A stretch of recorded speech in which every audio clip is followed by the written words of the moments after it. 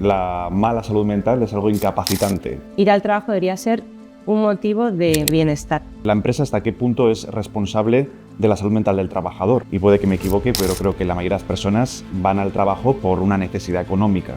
Y en algunos de los casos la enfermedad mental puede venir derivada de no encontrar sentido al tiempo de trabajo. El 15% de las bajas laborales provienen directamente de factores de salud mental. Ansiedad y depresión serían las más comunes. Apagadores de fuegos, porque en ti concentras 25 departamentos. Y ahora tengo que ser psicólogo. Necesitamos empresas y por lo tanto necesitamos personas que trabajen lo mejor posible en ese equilibrio entre bienestar de las personas y efectividad y sostenibilidad de las empresas. ¿Cuál diríais que es el factor laboral, obviamente, que más influye en la salud mental de los trabajadores?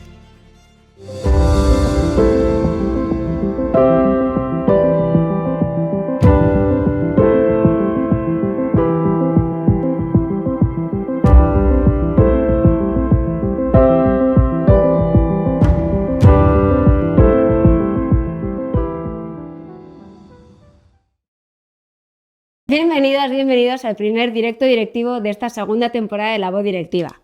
Hoy nos reunimos para abordar un tema que está en la mesa de todos los directivos porque afecta tanto a empleados como a empresas y es la salud mental en el trabajo. Según la Organización Mundial de la Salud, el 15% de los adultos en edad de trabajar sufre algún tipo de trastorno mental y la depresión afecta a más de 300 millones de personas a nivel mundial. Esto obviamente afecta directamente a la productividad y a las organizaciones de todo el mundo. En España, el 30% de las bajas están relacionadas con el estrés y su duración promedio es de 83 días.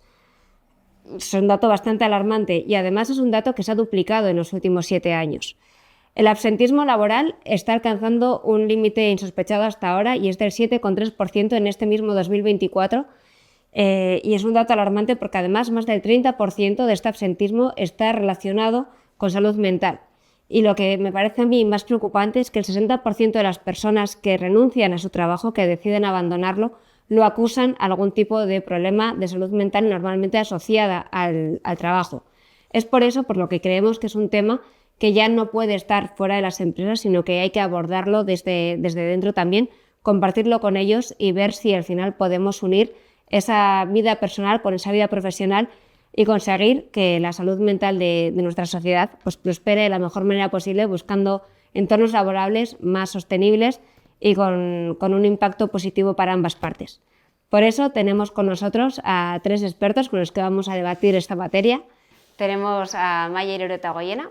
Amaya, además de su consulta privada, digamos, compagina siendo coach para la universidad y también formadora para instituciones y empresas. Y Amaya además nos aporta el otro lado de la moneda, porque durante más de 10 años trabajó de financiera en diferentes grupos empresariales con jornadas frenéticas y horarios interminables y nos puede dar esa ambivalencia. Tenemos a Juan Uriarte, que es el director del Centro Juan Uriarte Psicología y además fundador de POSIC. Juan lleva más de 5 años trabajando como psicólogo especializado en trastornos alimenticios, pero ha compaginado su profesión con su pasión, que es la inteligencia artificial, y ha fundado POSIC, que ahí lo que busca es cuidar los resultados de las empresas a través del cuidado de las personas, de los empleados. Y por último tenemos a Paul Iceaga. Paul es el director general adjunto de ADEGI, la Asociación de Empresas de Guipúzcoa. Con más de 25 años de experiencia profesional ha mantenido una relación muy estrecha, tanto con asociaciones empresariales a nivel nacional como internacional, y ha trabajado como asesor jurídico externo y además también desarrollando herramientas de lobby. Es conocedor, por tanto, de la realidad empresarial porque ha trabajado también en tareas de gestión y representación y aparte de formación en diferentes instituciones y por tanto está en el ecosistema y en el día a día de nuestras empresas. Por eso creo que tenemos una mesa fantástica para plantear este debate y arrancamos con la primera pregunta. Antes de entrar en la materia de qué es la salud mental en el trabajo y cómo afecta a la productividad, ¿podemos llegar a un consenso de qué es la salud mental? Bueno, yo pondría la primera pica en hablar sobre que la mala salud mental es algo incapacitante en términos conductuales, que afecta literalmente a lo que hace o deja de hacer una persona. Yo creo que esto podría ser un punto de consenso para poner la primera pica en en esta definición. No sé qué opináis vosotros dos sobre esta definición. Me parece muy osado por mi parte, teniéndoos a vosotros en la definición, por lo tanto yo ahí, como dices, esa parte es de absoluto consenso. Bueno, lo que dice Juan, y por otro lado también, salud mental ahora, ¿no? Desde hace un tiempo la OMS lo va definiendo por la parte positiva, que es un estado de bienestar físico, psicológico y social, que me parece una definición muy buena un poco para entrar en la parte de empresa, ¿no? En personas con salud mental en la empresa son personas que tienen un bienestar físico, que van contentos a trabajar y que van a un lugar de trabajo satisfactorio de bienestar. Bueno, pero hay bastante gap, diría yo, que no lo sé, entre una persona que tiene cierta incapacidad o para no desarrollar su trabajo de manera pues 100% productiva o efectiva, digamos, y aquel que va contento a trabajar, ¿no? Quiero decir, no sé si el estado del bienestar, por eso pregunto si podemos intentar unificar o ver un poco, ¿no? Qué sería el óptimo o qué sería dónde está ese equilibrio. Yo pondría vamos a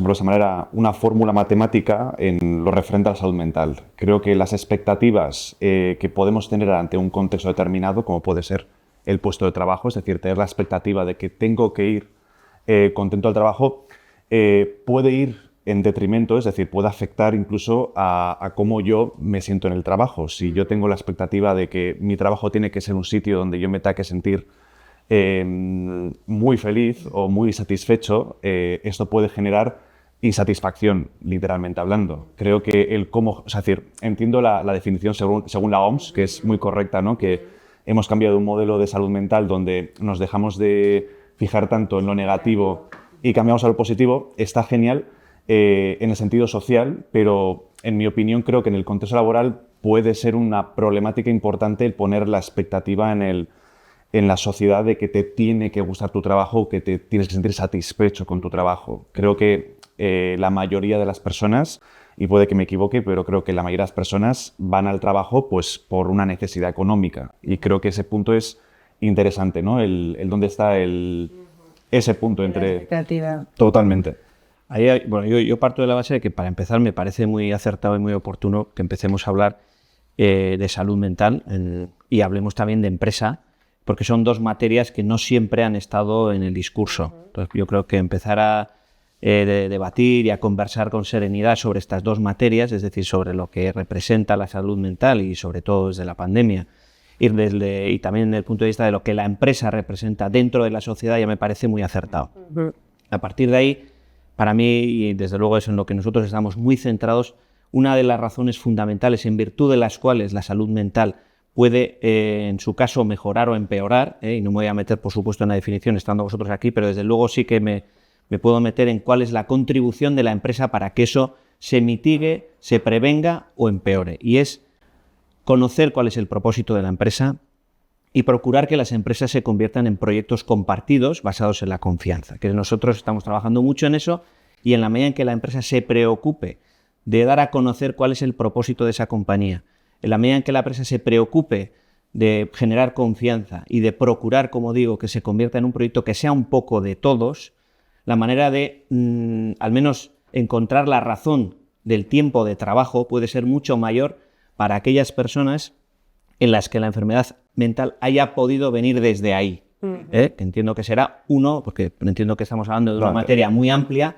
y en algunos de los casos la enfermedad mental puede venir derivada de no encontrar sentido al tiempo de trabajo. Totalmente. En ese sentido, si la empresa se preocupa a través de los mecanismos que correspondan, y en ese sentido, insisto, nosotros estamos haciendo un trabajo muy intensivo para que las empresas estén pendientes de eso, por supuesto, en un equilibrio entre el bienestar de las personas y la efectividad y la competitividad de las personas, pues entiendo que estaremos contribuyendo, pues en algunos casos, a mitigar que algunas enfermedades mentales sucedan en la medida en que puedan tener relación con esta derivada, o que puedan tener una solución más o menos sencilla.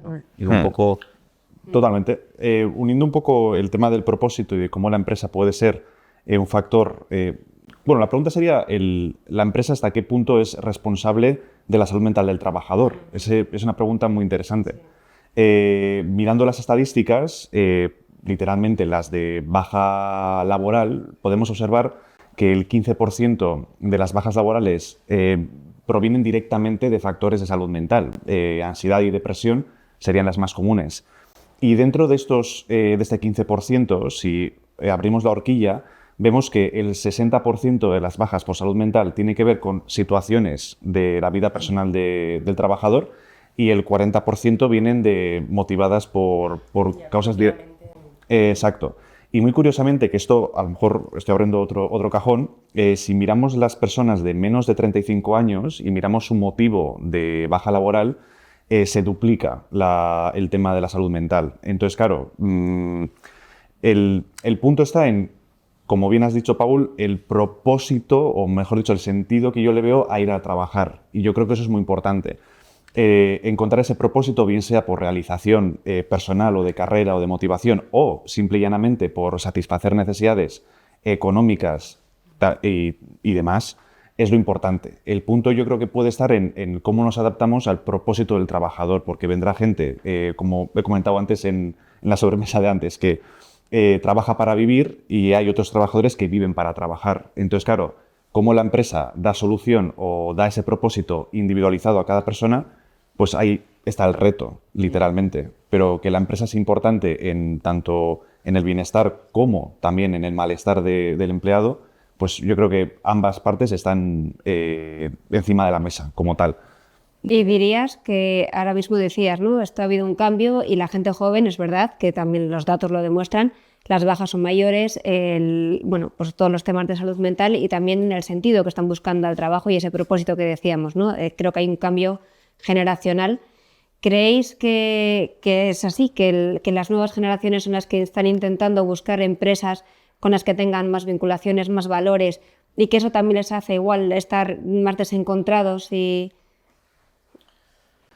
Parece razonable y a la vista está que las percepciones y el valor que las personas le dan al tiempo de trabajo está cambiando, ¿no? El valor que le dan las personas al tiempo de trabajo.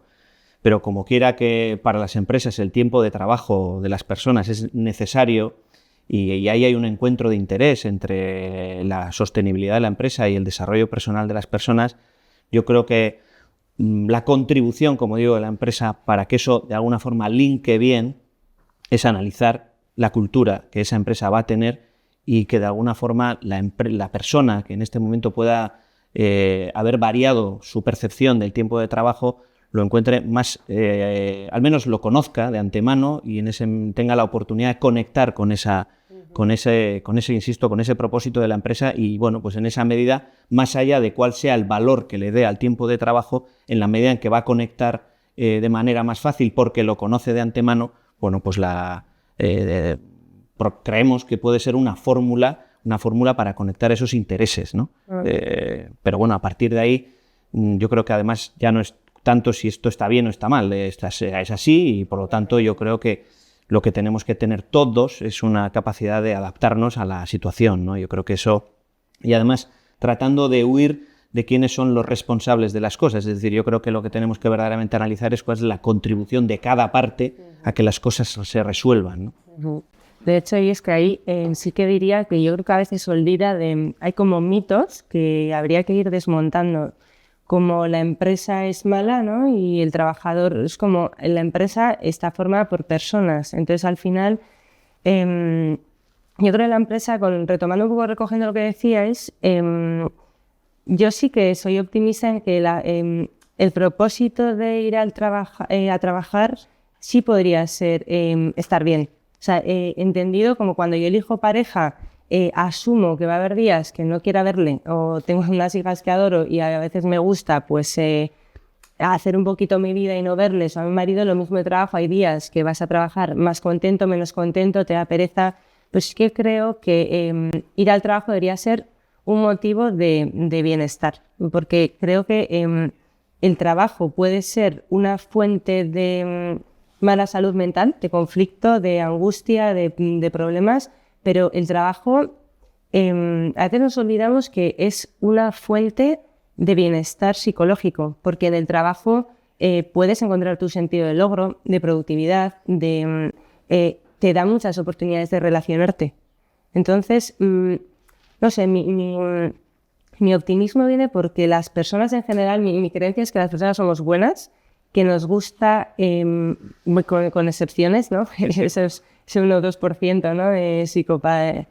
De psicópatas, pero somos buenas, queremos relacionarnos con personas de una manera sana, queremos el bienestar para nosotros y para los demás, y las empresas son un muy buen lugar para desarrollar eso. Y enlazando lo que decías, Paul, creo que las empresas tienen mucho poder con su cultura de enganchar y enchufar a la gente para que todo el mundo esté motivado, ¿no? Y cuando estaba en la empresa, realmente estaba bastante, y mira que era o asesora fiscal o auditora, ¿no? ¿Cómo puede una auditora estar motivada? Yo iba encantada. O sea, al final, si te puede gustar más o menos lo que haces, pero si el ambiente es bonito y encuentras la motivación en lo que haces, creo que sí que se puede estar bien, dentro de que como auditora yo le he pasado mal, he sufrido, a veces he estado como con compañeros mejor o peor, pero creo que puede ser una fuente de bienestar la empresa. Sí, ahí pues, me das una oportunidad, ¿no? Para decir algo que además está en nuestra estrategia para los próximos años, ¿no? Al final es reconocer que la empresa es una parte de la sociedad.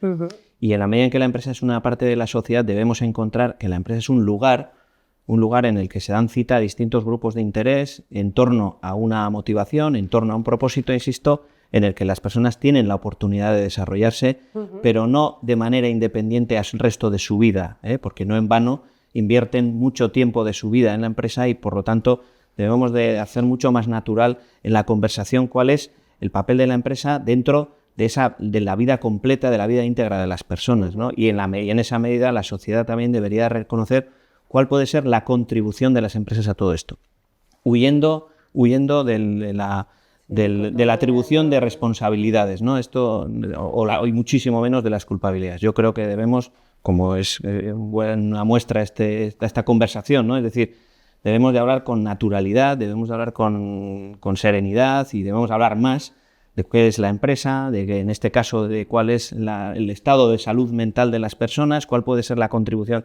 de las empresas para que esto mejore o empeore, porque no en vano debemos de salir de una premisa de partida, y es que empresas necesitamos. Necesitamos empresas y por lo tanto necesitamos personas que trabajen lo mejor posible en las empresas y, como insisto, ¿no? En ese equilibrio entre bienestar de las personas y efectividad y sostenibilidad de las empresas. ¿No? Yo creo que es muy interesante el debate que estamos teniendo porque, sin duda alguna, las empresas son las que vertebran la sociedad y, sobre todo, las que producen el estado de bienestar que tenemos actualmente. Es decir, no se puede contemplar nuestro estado de bienestar al margen del tejido empresarial propiamente de una sociedad.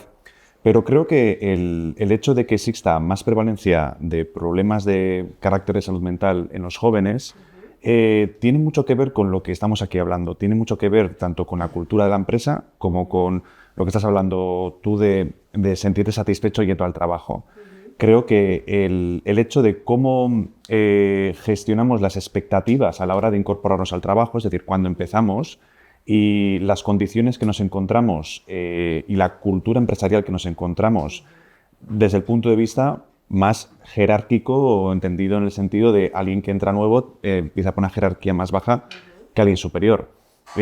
¿Cómo gestionamos todo eso en términos de cultura, de necesidades y bueno, todo esto cómo lo gestionamos? Creo que es lo que está repercutiendo en cómo la gente joven o el nuevo talento está encontrándose con esas cosas que estamos aquí hablando. El reto de cómo hacer... el problema, yo creo que la pregunta que os haría sería si la gente joven está teniendo unas expectativas demasiado altas de cómo van a ir las cosas cuando se incorpora al mundo laboral, o el problema está más en cómo las empresas favorecen lo que podríamos llamar una buena acogida o una exposición de desarrollo de carrera o un contexto vertebrador en el crecimiento profesional de la persona. No sé por dónde decantáis más en estas dos cosas que menciono. Cuando estuviste en la universidad en seguimiento de chavales, y cuando salen al mundo empresarial, sí que tienen, lo que dices tú, tienen mucha expectativa al final, y esto ya no es tanto de empresa solo, sino de sociedad.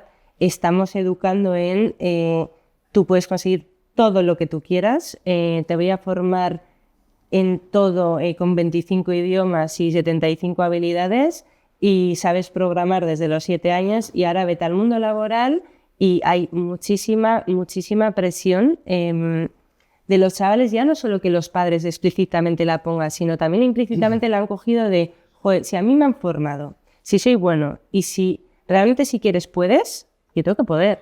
Y luego hay un tema que me gusta mucho, ahora se habla mucho del FOMO, pero a mí me encanta el FOBO que es el Fear of Best Option. No, el FOBO me encanta porque creo que está muy presente, que es el miedo a no estar eligiendo la mejor opción. Y esto que pasa muchísimo con el tema de las relaciones, que en mi opinión es algo a estar pendientes porque ¿no? Empiezo con estas aplicaciones, ¿no? Pues me cojo una cita, todo va bien y aunque todo vaya bien, yo estoy pensando en, me estaré perdiendo algo mejor y esto está pasando. Pues en las empresas creo que esto pasa también. Lo veo mucho entre chavales. Yo no quiero generalizar porque hay de todo y además que estoy con ellos y la gente, pues viene gente muy preparada y muy motivada.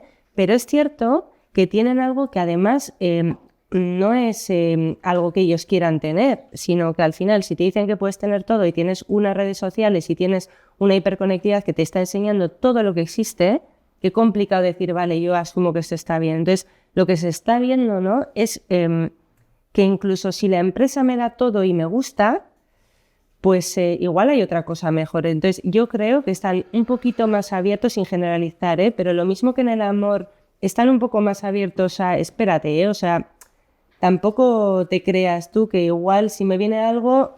Pues he conseguido esto, ¿por qué no voy a poder conseguir algo y este mejor? Es el FOBO, y lo lanzo porque me gusta mucho, porque creo que genera bastante insatisfacción. Es como igual hay algo mejor y me lo estoy perdiendo. Y esto en el mundo empresarial no sé cómo lo ves, pero bueno, creo que puede haber algo de esto. Hay una aportación que se me ocurre, ¿no? En esa materia. Yo creo que en este contexto lo que hay es mucha información. Y en ese sentido, nosotros mismos somos generadores de un informe de necesidades de las empresas. Nosotros cada 2 años hacemos un trabajo que os recomiendo, que hacemos a nivel de Guipúzcoa y que luego a su vez Confebask agrupa respecto del resto de las territoriales de Vizcaya y de Álava, en el que de alguna forma se explicita cuál va a ser la necesidad de las empresas en términos de contratación, qué necesidades de perfiles van a tener en los próximos años. Esa es una variable que yo invito a que la gente tenga, porque nuestro tejido empresarial del que debemos estar muy orgullosos, necesita lo que necesita. O sea, quiero decir, podríamos necesitar otras cosas, pero al final nuestro tejido empresarial, insisto, que es el que estructura, el que vertebra la sociedad en la que vivimos y del que creo que deberíamos estar orgullosos, necesita lo que necesita. Y en ese sentido invito a que las personas, a la hora de tomar decisiones, al menos conocieran cuáles van a ser las necesidades de las empresas a las que después se va a dirigir. Lo digo porque en alguna medida quizás puede evitar esas expectativas que después la empresa no pueda responder, quizás por una sobrecualificación de la persona que probablemente de manera legítima y con sus intereses ha obtenido y ha podido obtener unos determinados conocimientos, pero que quizás luego la empresa no los necesita o no los necesita de partida. Entonces, yo ahí invito un poco a ese analizar un poco qué es lo que las empresas pueden necesitar en la medida en la que para uno sea importante después asegurarse un desarrollo profesional en el entorno en el que nosotros nos movemos, al menos. Pero esto lo extiendo probablemente a otros entornos en los que también existirán informes en virtud de los cuales se conozca cuáles van a ser las necesidades de las empresas. Y entonces ahí ese es el momento en analizar hasta qué punto yo voy a hacer ese equilibrio entre lo que yo puedo y debo hacer con relación a lo que la empresa va a poder esperar. No, y sin ánimo de hacer ninguna limitación y sin ánimo de nada. Es decir, pero lo que hay. Y tú hablabas, Pau, también de esa contribución que pueden hacer las empresas a mejorar, ¿no?, la salud mental de las personas, pues a través de diferentes herramientas, de diferente ambiente, de todo, que luego profundizaremos. Pero yo me pregunto si no hay también como pues un gap, como decíamos al principio, ¿no?, entre esa contribución que la empresa puede hacer para que la gente esté mejor y esa responsabilidad que achacamos a las empresas y que parece que ponemos muchas veces la pelota en el tejado de la empresa es la responsable o la que tiene que hacer que yo esté mejor, ¿no? ¿No hay cierta responsabilidad que miramos fuera? Yo creo que aquí hemos hablado de un tema muy, muy importante y es el hecho de que, por una parte, tenemos culturalmente, ¿no?, la noción de que el trabajo tiene que ser ese eje vertebrador de mi identidad y de, vamos a decir, fondo de satisfacción que obtengo, y por otra parte, la cruda realidad, que es lo que el mercado demanda, básicamente. Entonces, claro, yo ahí es donde encuentro esta, vamos a decir, disonancia en el ser humano entre esta idea que nos dijeron nuestros padres, ¿no?, de fórmate en lo que tú quieras. Si quieres, puedes. Y de repente, tacatum. Cuidado, padres, con eso. Totalmente. Yo creo que el punto clave, o algo muy visible que nuestra generación, incluso superiores, ha podido ver, es básicamente el resultado profesional entre las personas que han ido, por ejemplo, a carreras universitarias con las personas que han ido a formación profesional. Creo que no soy el único que ha sentido en su etapa formativa que se ha idealizado lo que es una carrera universitaria con sus másteres y con sus, años de formación, y ha visto cómo se ha demonizado esa formación muy concreta, muy específica de 2 años, y ahora, cuando nos encontramos en esa época donde estamos vertebrando nuestra vida personal, nuestra casa, hipoteca y vida normal, que observamos que en la comparativa, las personas aquellas que se han formado en formación profesional están mucho mejor posicionadas en términos económicos que la universitaria. Que pueda haber ese factor de desarrollo de carrera, mega especialización, perfecto, pero en términos de oferta y demanda, creo que se ha empujado a muchos jóvenes a una vía que no tenía tanta demanda. Bien. Es mi opinión, que aquí muy de diciendo algo que yo creo que es verdad, pero que creo que está muy detrás de esa insatisfacción que muchos jóvenes sienten en la incorporación del ámbito laboral. No sé vosotros cómo veis este tema que menciono. Bueno, yo ahí volvería un poco al argumento de antes, ¿no? Yo creo que tenemos que conocer el entorno en el que estamos. Bueno, primero, además, yo creo que al final cada uno se tiene que sentir apelado a estas cosas, ¿no? Porque si no, al final es qué es lo que va a hacer la empresa, qué es lo que van a hacer las personas, qué es lo que van a hacer las universidades. Yo creo que al final, deberíamos ir abriendo reflexiones que ya son de sociedad, ¿no? Sí. Porque tengo la sensación de que a veces hacemos visiones un poco parciales de cada uno de los... Y preguntamos a alguien que nos dé la solución. Yo creo que cada vez más estamos tomando conciencia de que hay determinadas variables que son de la sociedad, en las que cada uno de nosotros tiene una contribución y debería de sentirse apelado para analizar cuál es su contribución a que esa materia se resuelva.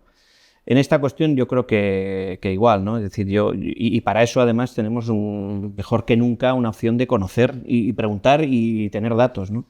Entonces aquí, si de alguna forma alguien encuentra que la empresa, más allá de que pueda ser promotor de la empresa, que esto, oye, nos olvidamos que cada uno puede ser dueño de su propia aventura empresarial, y esto debería ser algo que deberíamos probablemente impulsarlo más, ¿no?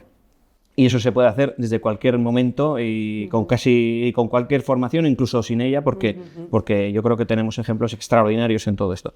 Pero yo creo que ahí lo que falta es saber reflexionar uno mismo, tener información, saber qué es lo que el entorno empresarial va a necesitar, va a demandar.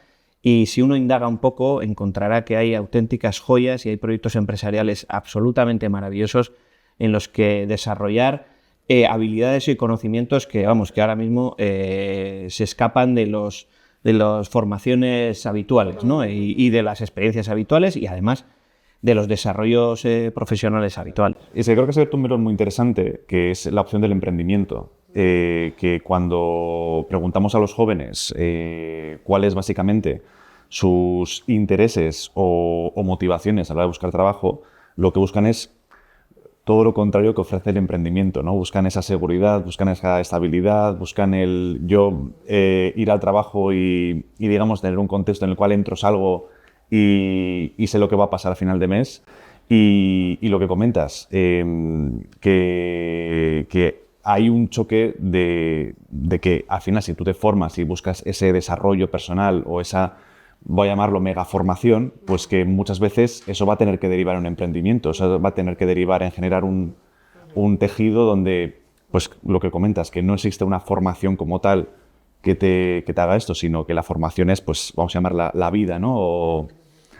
Y sí, y yo creo que es un melón interesante el tema de la necesidad de emprendimiento entre la juventud y sobre todo la que se siente insatisfecha por lo que encuentra en el sector laboral.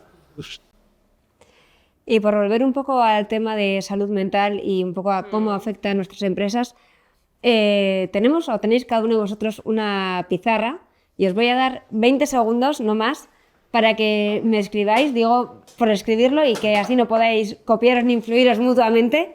¿Cuál diríais que es el factor laboral, obviamente, que más influye en la salud mental de los trabajadores?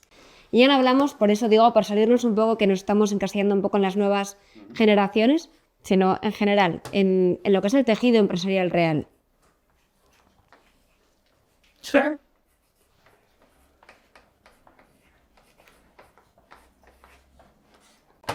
Bueno, estos 20 segundos, a ver, contadme, ¿qué habéis puesto?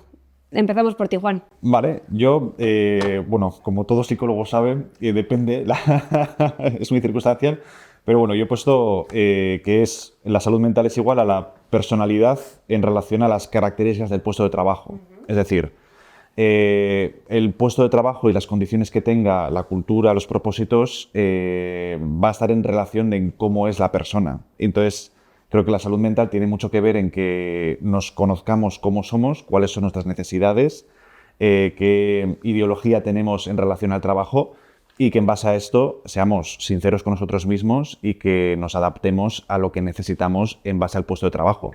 Eso es lo que lleva, en mi opinión, a la salud mental. Bueno, Paul. pues yo aquí pongo un par de ideas, ¿no? que creo que pueden ser las que de alguna forma están, creo que en manos de la empresa, es decir, que creo que están propiamente en manos de la empresa, que es dar a conocer el propósito, dar a conocer cuál es el sentido de esa empresa, cuál es el sentido del trabajo en esa empresa, y luego, por supuesto, todas las materias relacionadas con la prevención y la ergonomía, ¿no? Que en ocasiones pues, pueden ser un quebradero de cabeza para aquella persona que no está cómoda, e incluso me refiero al hecho físico de estar o no en el trabajo. Entonces yo creo que un trabajo intenso en compartir, ser transparente con las personas que trabajan en la organización respecto de cuáles son los objetivos, de cuál es bueno, la idea, la proyección, el estado del arte en la empresa, hacer partícipes a las personas de qué está sucediendo y pues hacer una cuestión puramente ya de prevención, de ergonomía, de crear un ambiente, de entorno, de ambiente, etcétera. Yo creo que eso puede favorecer positivamente. Sí. Amaya. Vale, pues yo partiendo también un poco, dando por hecho, ¿no? Esto de factores higiénicos en los que das por hecho que es un buen sueldo, o sea, un sueldo satisfactorio, pero sí que por lo que me he encontrado yo cuando estaba en el mundo laboral y ahora desde el otro lado, ¿no? Como psicóloga que viene gente pues, con temas laborales, partiendo de un aseguramiento de no tener esa angustia vital, de tener mucho, ¿no? Porque al final, si hay esa angustia, todo lo demás a veces sobra, ¿no? Entonces, partiendo de eso, esta sería para mí lo que más veo. La gente se va del trabajo muchísimas veces por el jefe o la jefa, o sea, lo veo mucho y sufre mucho. Es que he visto tantas cosas en las empresas en las que, voy a decir el jefe, pero bueno, el jefe o la jefa, un mal jefe puede cargarse un proyecto, es que lo he visto, lo he vivido. Y he visto en consulta y he visto en el otro lado a mucha gente que llega el domingo y tiene angustia, sufre, está sufriendo por ir al trabajo, por encontrarse con una persona que no lo está haciendo bien. Entonces, a mí eso me da mucha pena, me parece un vehículo maravilloso, ¿no? El mando intermedio en las empresas grandes o el directamente, ¿no? En las pequeñas, el que está ahí de responsables. Un vehículo muy modulador de la salud mental, a buenas y a malas, porque yo he sido jefa y además aquí yo diría que a veces no es porque no se quiera, sino porque no se sabe, porque al final a los mandos intermedios les van ascendiendo, ¿no? Yo cuando era directora financiera, bueno, pues llegas tu evolución natural de auditoría, ¿no? Fiscal, no sé qué, y al final, vale, pues venga, directora financiera, pero a mí no me han formado como responsable de equipos donde tienes a personas a las que, como tú bien has dicho, una persona le motiva, yo quiero estar aquí haciendo mi trabajo, y a mí me motiva que me enseñes, a mí me motiva que me hagas micromanagement, pero a mí al revés, dame autonomía. Eso es muy complicado de gestionar, es muy complicado. Entonces, y tampoco te habilita, ¿no? Entonces, yo he sido mala jefa muchas veces por desconocimiento, y luego hay gente que es mal jefe pues porque trae, ¿no?, conductas, esta palabra no me gusta nada, tóxicas, ¿no?, pero bueno, por hacernos entender, aprendidas muchas veces, y las lleva, ¿no? Cuando estás en un momento de absoluto estrés, yo en auditoría he visto a personas de 24 años tener a gente a su cargo, y en un momento de estrés, que se vive muchísimo estrés, mucha presión, gritar delante de todo el mundo y decir eres un absoluto inútil a otra persona de 23 que se va llorando. O sea, estas cosas también intentaría como no demonizar al jefe, ¿no? Porque el jefe tiene esta soledad del jefe, en la que tampoco se habla nada, en la que eres como ese sándwich, ¿no?, de presiones por aquí, luego tienes que transmitir cosas, a veces no tienes cierto poder de maniobra. Entonces, me parece una posición muy interesante para la salud mental, porque un buen jefe es también increíble, es maravilloso, te puede hacer que vayas al trabajo, que te ayuda a desarrollarte. Entonces yo sí que animo, además en las grandes empresas, a cuidar mucho a los mandos intermedios, cuidarles mucho. Sí, yo ahí os invito una contribución, en este caso de Adegi, que sin duda creo que impacta en la salud y en la prevención de la salud mental de las personas, es Fábrica, ¿no? Os invito a mirarlo porque es una contribución efectiva, es una herramienta en virtud de la cual trabajar precisamente, no la salud mental estrictamente, pero sí la cultura de la empresa, buscando una transformación de la cultura de esa organización en aras a que todas estas cosas de alguna forma se prevengan de antemano. Y cuando decías lo del jefe, me recuerda a dos premisas fundamentales con las que trabaja Fábrica. Una es que tiene que ser de arriba a abajo, quiero decir, el convencimiento para adentrarse en procesos de transición cultural tiene que venir de arriba a abajo. El primer convencido de que esto es bueno para la empresa y es bueno para las personas es el jefe, como tú dices, es el equipo directivo, es la propiedad, ¿no? Y otra de las premisas fundamentales es que estos procesos de transición cultural deben de afectar a todas las personas de la organización, porque si no, al final encontramos un gap extraordinario entre unas personas que toman conciencia y otras que al final su vida no cambia mucho. Por lo tanto, ahí nosotros que queremos visualizar el papel de la empresa en el contexto de la sociedad, eso no podría ser suficiente si no estuviéramos haciendo un trabajo intensivo, y en este caso a través de una iniciativa que además está abierta a todo el mundo, en el que buscamos esa transición cultural con esas dos premisas, ¿no? Y aprovecho lo que decías, ¿no? Es decir, desde el jefe que tiene que ser el primer convencido, y por jefa, equipo directivo, y que eso filtre a toda la empresa, ¿no? Porque ahí es donde verdaderamente se produce la comprensión de que hay un propósito inspirador, la aparición de liderazgos, y eso de alguna forma puede prevenir o puede disminuir Habéis abierto entre los dos unos cuantos melones, ¿eh? Sí, y me gustaría añadir un poco de... ¿Un poco más? Sí, totalmente. Creo que es muy importante observar, sobre todo cuando hacemos abordajes sistémicos en diferentes organizaciones, es decir, en psicología es muy común hacerlo en familia, y soy un poco reacio a usar ese mismo modelo en lo que es una empresa. Si es una empresa familiar pequeña, tiene el sentido a nivel psicológico. Y creo que es muy importante entender lo que hablamos antes, la soledad del jefe, la soledad del mando intermedio. Creo que eso es muy, muy importante. Y los abordajes que intentan abordar la cultura como un monolito que va a cambiar de arriba abajo hasta que llega a los cimientos, dudo de la viabilidad y sobre todo de la falsabilidad a nivel empírico-científico. Creo que el punto está en que hay un choque, en mi opinión, sobre lo que hemos hablado antes, de la individualización, de cómo el mando o el jefe tiene que gestionar a las personas con esa fuerza homogeneizadora o igualadora que es el abordaje de la cultura empresarial. Creo que es importante la cultura empresarial, pero esa cultura empresarial puede observarse como básicamente una especie de reforzamiento de esto de arriba hacia abajo. Creo que es interesante el concepto de horizontalidad. Igual lo he explicado mal, lo de arriba abajo. Lo que quería decir es que si el responsable último o el responsable intermedio o una persona que ostente una responsabilidad no está convencida de que hay que tomar conciencia de en qué medida la cultura conviene o no conviene a la buena marcha de la empresa y en consecuencia a la buena marcha de las personas, no tendría tanto sentido, porque si lo hiciéramos al revés, me refiero en el inicio de los procesos. Claro. Probablemente nos encontraríamos con algo de pies de barro porque los de...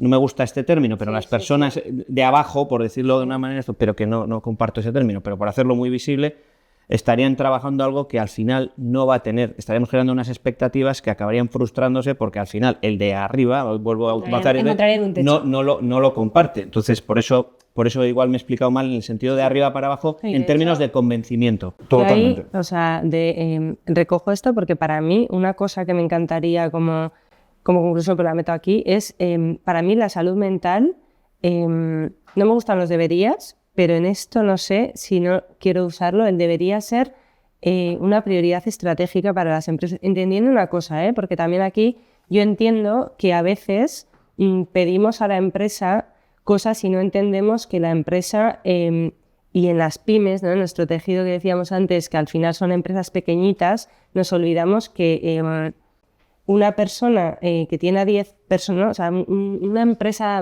típica de aquí de 10 personas, tiene a alguien que tiene que gestionar.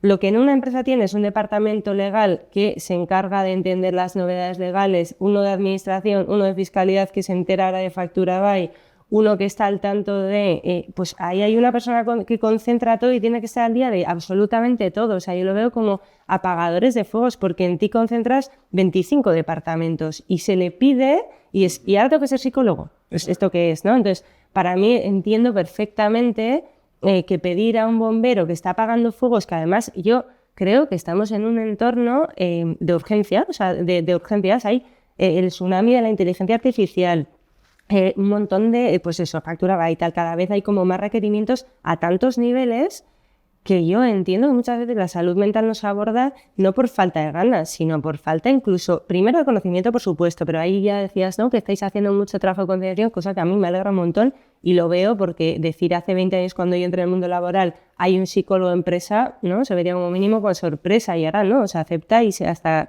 se reconoce como algo bueno. Lo que decía, ¿no? O sea, yo sí que quiero poner sobre la mesa que una cosa que me gusta mucho a mí como término, que es dos cosas aparentemente opuestas pueden ser ciertas a la vez, que es muy complicado que la salud mental sea estratégica, que algo que no tiene un resultado tangible e inmediato esté en mi estrategia cuando las ventas sí lo tienen y, como tú decías, la sostenibilidad es muy importante, o sea, es que sin ella, ¿no? Entonces, si algo así, o sea, en un contexto de urgencia es muy difícil darle prioridad y a la vez creo que es igualmente real que debería ser una prioridad estratégica, porque sin una empresa con un bienestar, ¿no? ¿Qué es eso, no? ¿A dónde vamos a trabajar? Yo creo que has hecho un detalle súper importante y es que la salud mental no es cuantificable y creo que ese es el problema, que ni inmediata, ni visible. Pero yo sí pienso que es cuantificable en términos cuantitativos. Podemos mirar, por ejemplo, una estadística que está en boca de todos, sobre todo en el País Vasco, es el absentismo laboral. El absentismo laboral, hay sendos estudios de ADECO y Deloitte, porque al final la salud mental en empresas es algo que ha sido un problema desde la pandemia. Y, por ejemplo, han observado que literalmente el introducir psicología, es decir, psicólogo para quien quiera y, sobre todo, una atención psicológica para la persona que está teniendo absentismo laboral, hace que el trabajador en el 85% de las ocasiones vuelva al trabajo sin tener absentismo laboral.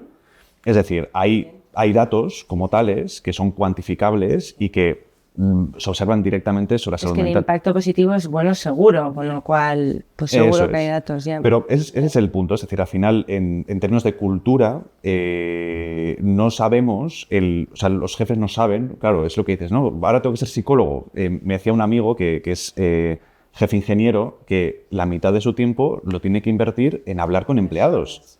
O sea, la mitad de su tiempo y que se estresa porque Y es poco como... es. Las personas, no, al final el puesto de gestión muchas veces es gestionar personas. Totalmente.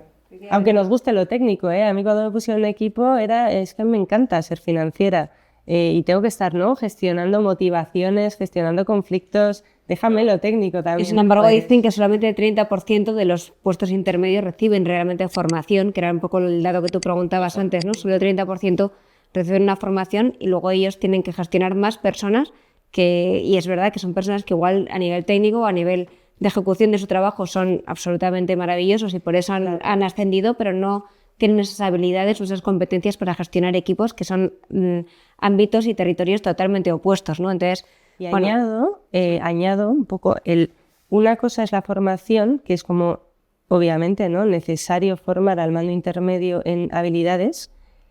Y luego está como el paso que para mí es igual, incluso más importante, y lo equiparo a veces con la maternidad, en la que yo me formo, soy psicóloga, etcétera, y sé cuáles son las buenas prácticas, pero luego en momentos de estrés, de no dormir, etcétera, pierdo, o sea, no las aplico. Entonces, ¿esto cómo lo relaciono?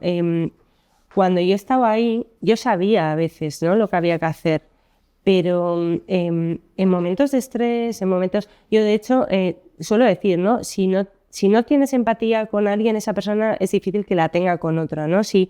¿Quién va a cuidar si no es cuidado? Entonces, para mí también un mensaje que lanzaría es vamos a cuidar a los mandos intermedios, o sea, vamos a cuidarles para que ellos puedan cuidar. Si un mando intermedio pide una cosa y no se la dan, cuando le viene alguien de sus 60 personas a cargo a pedir algo, va a decir, o sea, vente llorado de casa, que yo también tengo mis quejas, ¿no? Entonces, esa soledad del jefe es un melón importante total. y complicado. Y ahí, bueno, lanzo una pregunta sencilla, pero bueno, no, es sencilla. Le entiendo que las empresas de nueva creación, quizá lo veis vosotros, igual Paul, que está más en contacto con el mundo empresarial, lo tienen más incorporado ahí esa mentalidad ya de compartir ese propósito desde el inicio, de ir creando una cultura organizativa quizá más horizontal o más, bueno, proactiva para los empleados y que en las que ya vienen dadas, porque claro, hablamos de muchísimas empresas con una trayectoria y que nacida en unos cimientos ya con una cultura empresarial muy distinta. ¿Es posible cambiar a estas organizaciones que ya son tan grandes, tan burocráticas y que requieren pues, tantos procesos o es un tema mucho más complejo? Yo voy a ir a una realidad que creo que, aunque no vengo del mundo de la empresa per se, es así. La competitividad entre las empresas es lo que selecciona a la empresa que va a funcionar. Históricamente, puedo coger un ejemplo que probablemente los que vengáis del mundo de ADE ya lo conocéis muy bien, y es el ejemplo de Ford. Es decir, Ford empezó siendo uno de los que más coches vendía, era líder de su sector, y el hijo de Ford, que quería renovar y adaptarse al mercado, su padre no le dejó, y Ford perdió el liderazgo de las ventas. Creo que una empresa puede tener un histórico inmaculado, literalmente, pero si no se adapta a las tendencias actuales sociales como tal, pues tarde o temprano esa competitividad, esa posición de liderazgo la perderá. Por ejemplo, en la formación que hice en fábrica me gustó mucho el concepto de entender la fábrica como un sistema que tiene subsistemas tanto dentro de sí compitiendo como fuera, y que en toda esta dinámica que hay es lo que va a determinar la funcionalidad de la misma. Por ejemplo, ayer pues, estuve hablando con una empresa que desde antes de la pandemia trabajaban todos en remoto, que era algo que antes de la pandemia no se contemplaba, que se veía como literalmente una falta de respeto al jefe o al trabajador, el trabajar en remoto. Y literalmente esta empresa tiene una cultura que me gusta mucho y que lo transmite a sus clientes. Es decir, es una empresa que se encarga de algo pues, muy gris, como pueden ser los riesgos laborales, pero que sus clientes tienen una permanencia de 6 años, tienen una renovación del 89%, y todos sus empleados trabajan en remoto desde antes de la pandemia. Por ejemplo, creo que cuando ocurrió la pandemia y nos fuimos obligados a trabajar en remoto, eso cuestionó muchas bases culturales, muchas jerarquías.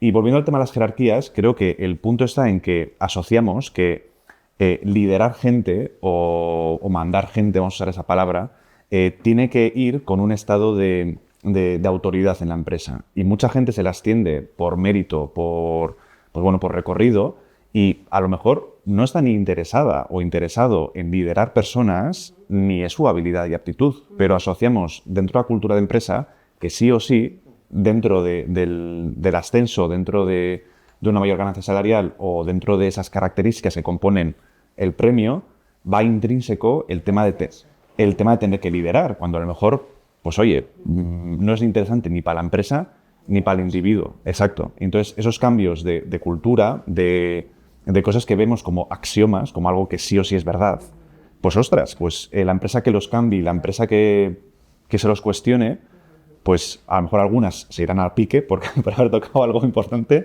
pero otras mostrarán una competitividad y un saber hacer que superarán. O sea, que eso al final se transmite desde jefes a empleados hasta clientes. Entonces, pues sería un poco la aportación que yo haría en este contexto. Yo aquí voy a hacer un inciso porque antes cuando Paula ha mencionado fábrica no he tenido ocasión. Ahora que lo vuelves a mencionar tú, recomiendo que escuchen también la entrevista que hicimos a Juan Melquisidor, director de fábrica, para conocer un poco más en profundidad porque realmente merece la pena y va muy en colación con todo lo que estamos hablando. Y bueno, pues ya puestos también lo contamos. Y se nos ha ido un poco el tiempo, así que simplemente os voy a pedir un poco como cierre, si tenéis algún tipo de conclusión, de clave, de mensaje para todas esas empresas que inevitablemente ahora tienen que abordar, ¿no? Cómo cuidar a los empleados, cómo empezar a tratar todos estos temas de salud mental que están en la mesa de todas las empresas. Y porque al final es inevitable que sobre todo también en las empresas más pequeñas tiene un impacto muchísimo mayor, ineludiblemente. Pero hay que buscar ese equilibrio entre productividad y cuidar a las personas. Es decir, tampoco podemos pensar solamente en la salud de los empleados sin cuidarles, sin tener en cuenta que también hay que producir y que hay que buscar una competitividad empresarial para que la empresa sea sostenible y prospere, ¿no? Entonces, ¿cómo podemos dar algunas claves, consejos muy breves de cómo llegar a ese equilibrio?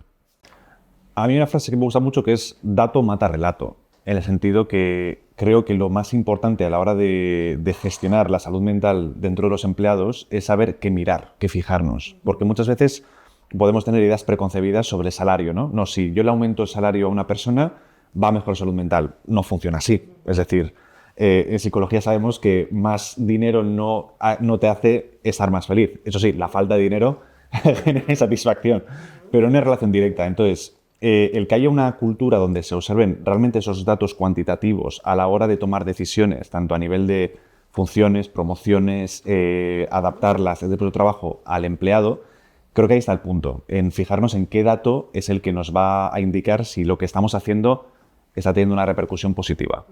Esa sería mi aportación. Pues sí. Bueno, mi contribución pues parte de una premisa quizás muy obvia, pero es así. Es decir, necesitamos empresas, tenemos que reconocer cuál es la contribución de las empresas, tenemos que cuidar a las empresas, y a las empresas, en consecuencia, no les cabe otra que cuidar a las personas. Porque, en resumidas cuentas, todos formamos esa sociedad que en este momento está aquejada de cosas que son de sociedad y que, por lo tanto, cada uno tiene que mirar cuál es su contribución. Por lo tanto, yo lo que diría es, hablemos con serenidad de las cosas, veamos las distintas ámbitos o ángulos de acción que hay sobre las materias, porque ya las materias no se han vuelto de unos o de otros, sino que son de todos. Y en esta cuestión concreta, sobre la base de que tenemos que tener empresas, porque si no, no tendremos prosperidad y no tendremos riqueza para poder distribuirla, la cuestión es ese equilibrio entre cuidar a las empresas y que las empresas cuiden a las personas para que se sientan comprometidos con proyectos empresariales que les ofrezcan un futuro estable que contribuya a la prevención de la salud mental, sin duda alguna, ¿no? Yo creo que ahí el movimiento se va a demostrar andando, pero iniciativas como la vuestra y que generemos este tipo de conversaciones, estoy convencido de que al final contribuyen a la toma de conciencia, a la definición de medidas y a su implantación. Yo sí quiero decir 3 cosas breves, porque me han salido ahí como 2 que me parece importante. La primera es, recogiendo lo que decís, creo que las empresas deberían tener la salud mental como una prioridad estratégica y luego ya dentro de ahí, desde, ¿no?, lo que decías, si los de arriba, ¿no?, y no me gusta tampoco el término, pero si se está convencido y es prioritario dentro y recogiendo el que es difícil, ¿no?, que se impregne la cultura y luego ya procesos, cosas específicas que hay muchas para hacer, etcétera. Y en procesos también lanzo el tema de la contratación, que para mí es mucho más importante de lo que pueda parecer, y a mí me ha parecido históricamente y ahora me parece bastante clave. Pero bueno, esa es la primera. Y luego ya cosas más concretas, diría, dentro de la cultura empresarial, que para mí sí es importante que esté enfocada en la salud mental en una de sus patas, porque va a delimitar lo que se permite y lo que no se permite y nos va como a salpicar a todos. Y dentro de eso, dos cosas para mí. La primera es que no ha salido aquí, por eso lo quiero lanzar simplemente, es tolerancia cero a comportamientos de acoso, parece una obviedad, pero en el día a día es una de las cosas que más quema y que más presente está, y además un mal jefe o una persona, yo lo veo en empresas grandes, una persona que está con un comportamiento tóxico en su equipo contagia a toda la empresa. Entonces, cuidado, es tolerancia cero, por supuesto, a acoso sexual, etcétera, pero también al mobbing, ¿no? A ese bullying laboral, tolerancia cero, de verdad, que la cultura tenga esto. Y relacionado con esto, la tercera, muy relacionado, el mensaje de humanizarnos, o sea, y ya no como empresa, sino como sociedad, pero tengo la sensación de que hay un mito, yo lo he vivido en empresa, hay un mito en el que para que una persona sea, y sobre todo ¿no? a una persona que asciendes ¿no? como mando intermedio, para que sea una persona productiva, que dé resultados, etcétera, tiene que ser un poquito comercial o frío o que no sea muy emocional. Y yo aquí lanzo de verdad el mensaje de que se puede de verdad ser muy humano y muy brillante. Yo tengo el ejemplo de mi padre, que era probablemente la persona más inteligente que he conocido, y era muy humano. Y es posible ser brillante y humano, es posible dar resultados y tener humanidad. Y, con eso acabo, cuidado con que este mando intermedio, hacer un seguimiento de que este mando intermedio sea humano, porque si no, yo entiendo que una persona un poco psicopática o un poco sin escrúpulos o fría puede conseguirte muchos resultados, pero su equipo no lo va a hacer. Y si pones una persona humana y brillante, él va a conseguir resultados y todo su equipo también, porque se va a encargar, porque les va a cuidar. Y esto de verdad sí que para mí sería como, dentro de las 1000 cosas que se puede hacer, una que es relativamente fácil de ver.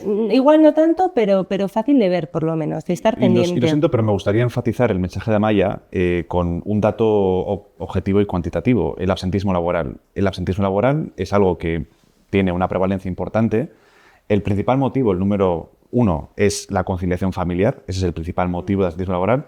El segundo es lo que has comentado, situaciones de moving, es decir, situaciones de acoso, tensión. Sí, que no tiene que ser tan grandes, no, puede totalmente. ser pequeñito y sutil, ¿eh? Pero es no atender a que, por ejemplo, hemos hablado de los gritos antes. El grito puede ser algo que una persona lo pueda asumir y otra persona no, por su historial personal, por dónde ha venido, por el factor social, pero eso genera ese impacto en salud mental. Sí, y el grito está más normalizado de lo que debería, yo creo, ¿no? En un contexto laboral ir al trabajo que te griten, ¿no?